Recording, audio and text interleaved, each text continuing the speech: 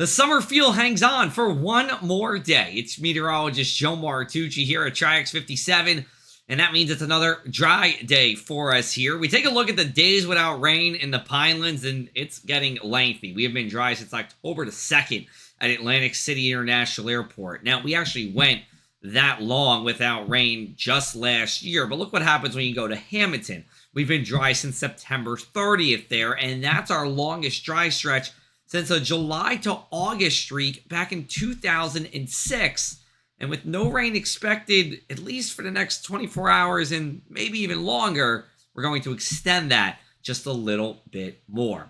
With the dry weather, our wildfire risk continues to be high, especially on Thursday when we get some gustier winds that come around.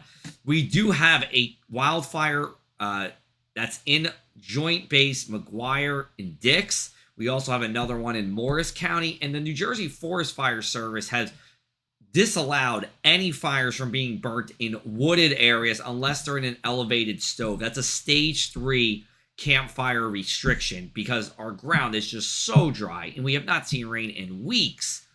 And the Pine Barrens, even in the fall, can become a tinderbox for spreading wildfire. No rain as we go into today, but here comes a cold front that goes through Thursday morning. There were a few green blips around. Whether or not it comes in remains to be seen. I believe more than likely it will be dry. There's a saying that says dry breeds dry. And when you've been dry for 3 weeks, you're going to need more than just a weak cold front to bring some rain. We'll give it a 20% chance that we actually see some precipitation. What this cold front will probably do is get rid of this summery streak that we've had and bring in some cooler air. We'll see that as we go into Thursday, and really as we go into the beginning part of next week. Cool and crisp, real autumnal-like weather, not the kind of beach weather that we're seeing today here up and down the Jersey Shore. Here's a look at our golf forecast for your Wednesday. So we start out in the 50s, and then we peak in the 70s here. Now, your Brigantine golf course will probably be in the low to mid 70s. You make your way further inland here, then we're talking about upper 70s here, maybe even a few 80s well inland. The greens conditions will be fair here, and they will be fast, as you can imagine, with the dry weather that we've seen. Here's a look at your sea and sand report. This is a look at our surf heights and our wave periods. I know there's surfers out there watching here, and we do have 3 feet with our surf height, a wave period of about 8 seconds.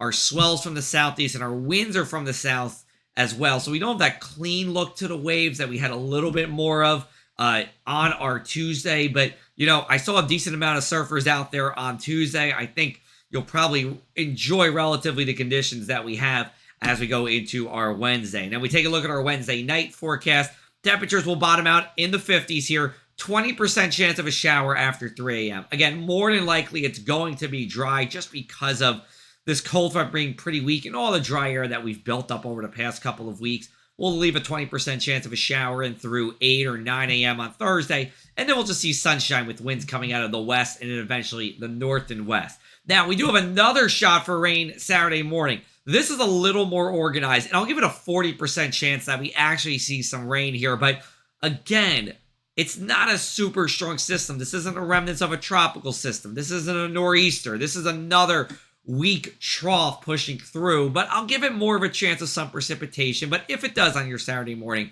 it's going to be light. Nothing that cures the drought situation, although if it does rain, it does break that dry streak.